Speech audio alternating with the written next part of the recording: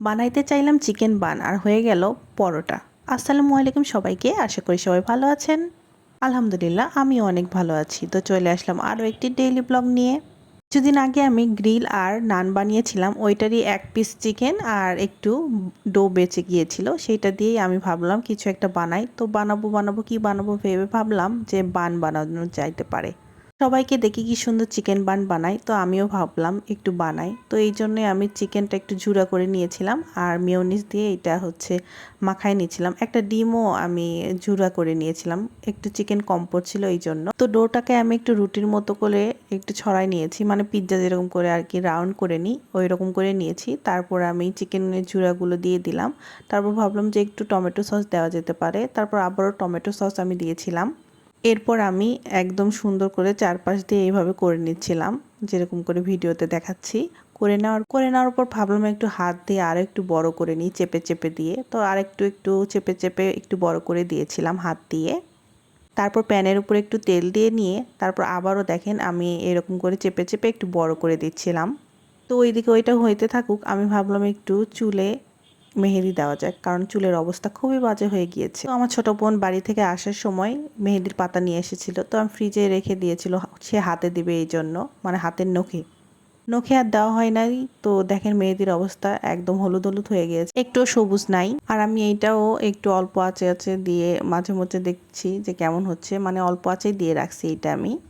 তো এই তো আমার মেহেদিও ব্লেন্ড করা হয়ে গিয়েছে, আমি বাটিতে নিলাম। আর এইখানে আমি হাতের কাছে যা যা পেয়েছি সেটাই দিয়েছি। আমি একটু ভাবলাম বাদাম দেই। তারপর আমি মেথি আর কালো জিরার পানি খাই সকালবেলা, তো সারা রাত ভিজানো থাকে, সেইটাই আমি ওই মেথি আর কালো জিরাটাও দিয়েছি, আর সঙ্গে একটু চা পাতাও দিয়েছিলাম। এরপর ভাবলাম একটু ডিম দেওয়া যাক, সেই জন্য ভাবলাম একটু সাদা অংশ ডিমের নিয়ে নিই। তো আমি হাত দিয়ে কুসুমটা ধরেছিলাম আর সাদা অংশটা নিয়ে নিলাম। আর ভাবছি এই কুসুমটা কি করব, এই কুসুমটা আমি উপরে, মানে এই তো ব্রেড বলবো না কি বলবো, পরোটা বলবো, যাই হোক এইটার নাম কি দেবো আমাকে অবশ্যই কমেন্ট বক্সে জানাবেন। তো এইটাই তো আমার মেহেদির প্যাকটা এখন আমি বানাচ্ছিলাম, রেডি করছিলাম। আমি ডিম দিয়ে ভালো করে মেখে নিয়েছি, এরপর আমি লেবু দিয়েও মেখে নিয়েছিলাম। প্রথম আমি ভাবছি যে ক্যামেরা অন আছে, আমি এইখানে খুব সুন্দর করে বাটি ধরে রেখে ডিমটা ফেটাইছিলাম, তো দেখি ক্যামেরা অফ। তারপর আবার কি করব, আবারও লেবু দিয়ে আপনাদের দেখাচ্ছিলাম। আর এখানে আমার ফেটানো শেষ, মানে আমার হেয়ার প্যাকটা। তো এটা রেখে দিয়েছি। এখন আমি এই তো যেইটা কুসুম রেখেছিলাম সেই কুসুমটা একটু ফেটেই নিয়ে আমি উপর দিয়ে আর কি দিয়ে দিলাম। আর এই তো এভাবে আমি এক পিঠ হয়ে গিয়েছে, তারপর উল্টাই দিলাম। উল্টাই দেওয়ার পর আবারও যেটুকু কুসুম ছিল আর কি সেইটা এই পাশেও দিয়ে দিচ্ছিলাম ছড়াইয়ে। আমার কাছে ব্রাশ নেই, তাই আমি কাঁটা চামচ দিয়ে এভাবে করছিলাম। তো আমার হেয়ার প্যাকটা কেমন লাগলো এটা আমাকে অবশ্যই কমেন্ট বক্সে জানাবেন। আর এইভাবে কে কে হেয়ার প্যাক দেন, মানে আর কী উপাদান দেন আমাকে এইটাও জানাবেন। আমার চুলের অবস্থা খুব খারাপ, এই জন্যই বলছি আর কি।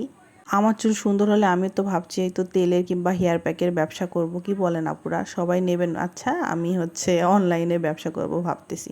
তো এই তো আমার ছোটো বোনকে বলেছিলাম আমাকে একটু দিয়ে দাও, তাকেও বললাম সে একটু দিক, তো বলছে সে দেবে না, সে শ্যাম্পু করেছে এই জন্য।